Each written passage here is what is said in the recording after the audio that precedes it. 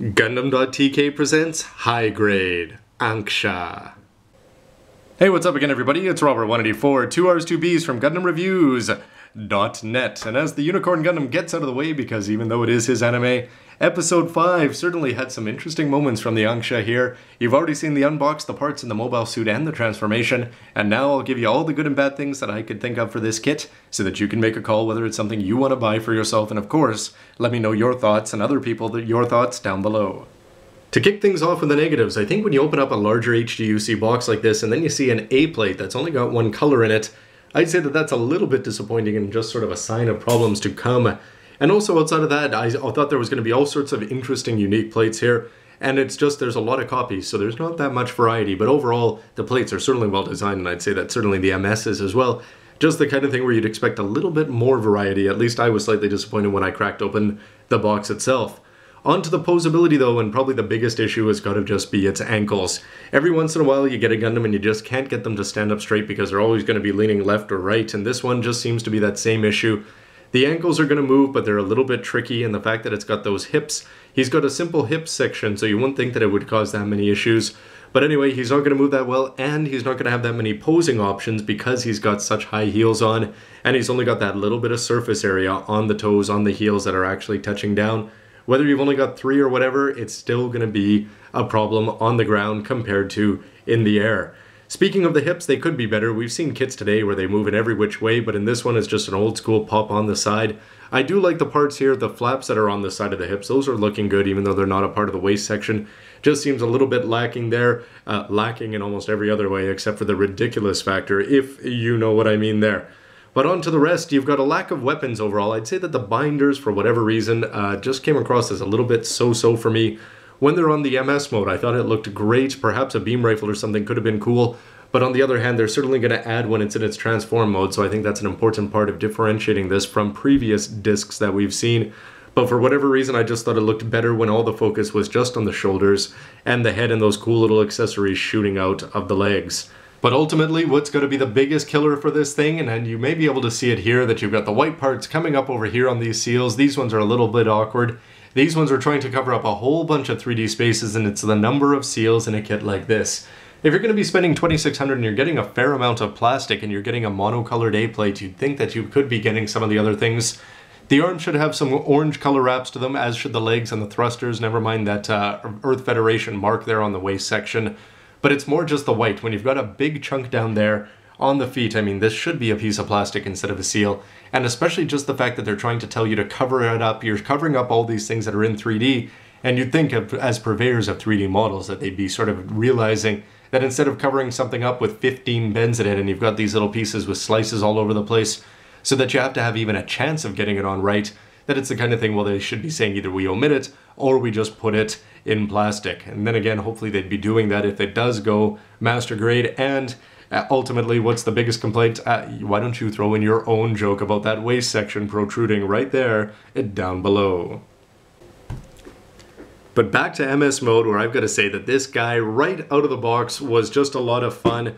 For whatever reason, they just did a perfect job of keeping this guy old school and new school at the same time, and it's certainly a perfect homage to other mobile suits that we've seen in the past, like the Ashimar and, to a lesser extent, of course, the Abyss. In terms of the plates, yes, I complained a little bit about the lack of colors, but they did go to the trouble of giving you a nice clear orange part for the face, which I think really helps bring it to life. Not to mention that red part there for the chest. So those little tiny plates that they're doing, instead of putting them on the A plate, seems to be something that we've been seeing with more of the age kits and the AGs and things like that. Anyway, sort of brought home to the HGUC line there. But overall, just take a look at these looks. First of all, I might as well just pause them here.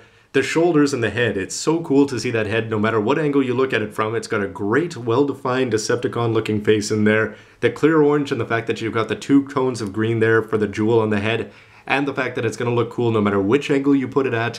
From the side, it's going to look ridiculous, but that's the charm of this kit. And then when you've got the fact that you've got these shoulders, which have so much posability, they're going to go all over the place. They're going to draw your eyes in, and you're going to draw to the arms. And I'm a big fan, actually, of those gray seals that they have you put on in all of these little grooves. You could go paint those up, but the upper body, even without the binders, is going to look like pure win for me. And something I didn't really expect is that the lower body would be looking so cool too, with these fins sticking off to the side. The knee's doing a great job, and these side hips here with the green parts and the color differentiation, although it is thanks to seals. But I'd say everything about this guy in terms of looks is good, and those binders really are growing on me as they add to the whole round motif. Everything about this guy just screams very, very unique, and right there, I'd say that's probably one of the most important things for any kit in terms of it making you happy on your shelf. And as he goes aerial, thanks to the fact that you don't have to go out and buy an action base, they're going to throw one in for you, and it's one of those good quality ones, including addressing the fact by giving you this little bit of attachment so that you can attach it in a way similar to a 1/100th action base, which is going to work with this guy. You could have 2 of them up there, a whole team of Jestas, whatever you want to do. The fact that they're going to give you so many bonuses and attachments for getting them up in the air is certainly all a big plus. Not to mention the fact that I'm a huge fan of the fact that not only is he going to transform, but he transforms for a reason, and that's because he can transport other mobile suits, and that's going to work very, very well thanks to both the fact that he's got those things attached onto the back. I don't even know if I took those off, the handhold grips, and he's got this part which is going to stay hidden and still keep those HGUCs sitting on his back quite comfortably. Their heads can come up, they can use their beam rifles. Everything about this guy is practical in his transformation, in addition to looking very round and cool and unique. The build was a lot of fun. Putting him together, he was very interesting to see how the transformation parts were going to be. You can see some similarities to other mid-Universal Century kits inside of him, not to mention the throws back, but when you've got a good build, and something I have to really praise here is the transformation. I've transformed a lot of silly Gundams over the years, and a lot of them just involved bending over and just facing downward, and somebody's going to be looking up and say, "Hey mom, look at that Gundam's face."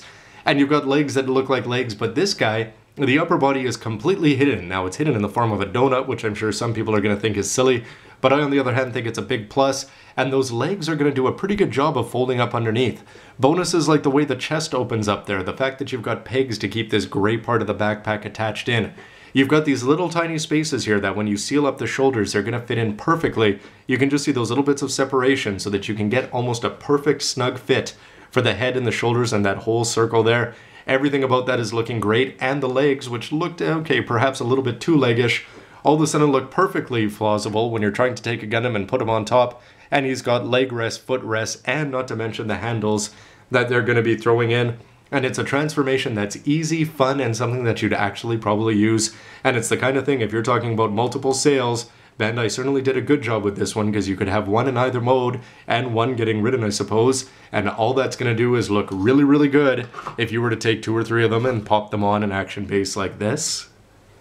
And all of this, as you may guess, is going to be, yes, there are some negatives, the big one being the seals. That one's a little bit hard to get past, but he's got great posability outside of the hips area, and more importantly, he does a great job of capturing the power of the anime. He's a fun build, very few disappointments outside of the plates, and it's a little bit of lack of colors there. The over-reliance on seals, but he's posable, he's fun to put together, he's transformable, the transformation is unique, fun.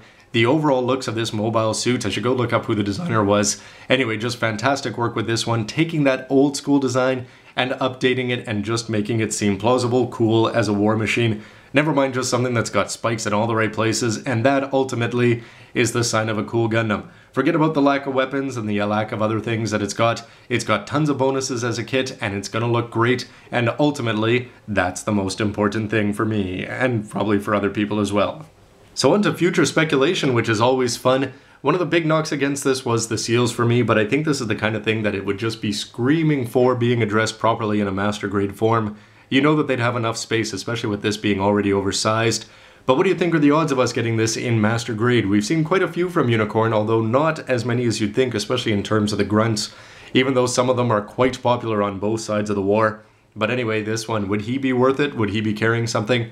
Or are you looking for things like your Jestas and your everything else like that in master grade before you'd be getting something that doesn't have all that much screen time in the episode, but at the same time is such a cool and unique design that you'd wonder if that would be a push in that direction. Outside of that, which other HGUC kits do you feel are missing from Unicorn? We only have 2 more episodes left.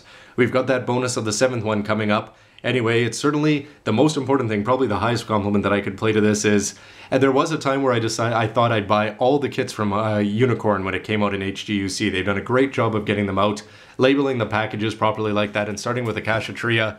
Back in the day, I think they did a fantastic job with this, and I decided not to, and instead I've been buying all the H kits, and that's been fun in its own way. But at the same time, when I put a kit like this together and then I take a look at the Jagan and these two in their destroy modes, if you had a shelf worth full of Age or a shelf full of Unicorn, I'm sure there's a lot of old school purists that would be much preferring this, and putting this kit together certainly makes me want to go back and consider doing that. There is only 2 more episodes left, but a full shelf of Unicorn, that would be a lot of fun because Bandai's been doing a great job of getting these kits animated and getting them onto the shelves in plastic model form. Anyway, everybody, I'm going to wrap up there. Why don't you let me know, what do you think of this kit, the design, the anime, its appearance there, and its prospects for the future? I'd love to hear from you. And in the meantime, stay tuned for lots more reviews, HGUC, HGFC, if those ever start coming out again, HG Age, MG, and of course, everything in between. Anyway, thanks for watching, everybody. See you next time. Anksha's donut mode eats Zetis's duck mode for breakfast.